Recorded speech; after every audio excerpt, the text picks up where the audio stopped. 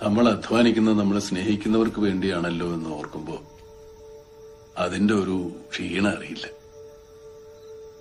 നമ്മളിവിടുന്ന് അയച്ചു കൊടുക്കുന്ന പൈസക്ക് അവിടെ ഒരു കാര്യം നടന്നു എന്നറിയുമ്പോ ഒരു സന്തോഷ. ഞങ്ങള് പലരും മനസ്സ് നാട്ടിൽ വെച്ചിട്ട് ശരീരം മാത്രം ഇങ്ങോട്ട് കൊണ്ടുവരുള്ളൂ. എന്താ ജോലി, എത്രയാ ശമ്പളമൊന്നും ഭാര്യയോട് പോലും പറഞ്ഞിട്ടില്ല. നാണക്കേടായിട്ടല്ല, കഷ്ടപ്പാട് അറിയിക്കണ്ടെന്ന് കരുതിയിട്ട. ഇപ്പൊ ഒരു 10,000 രൂപ നാട്ടിലേക്ക് അയക്കുമ്പോ വീട്ടുകാരെന്താ വിചാരിക്കണേ? 20,000 കിട്ടി, അതില് 10 മിച്ചം വെച്ചു 10 അയച്ചോളുന്ന. സത്യത്തില് 7,000 കിട്ടിയിട്ട് 3,000 കടം വാങ്ങിയിട്ട് അയക്കുന്ന. തിരിച്ചു കിട്ടുമെന്ന് കരുതി ആർക്കും ഒരു സഹായവും ചെയ്തിട്ടില്ല.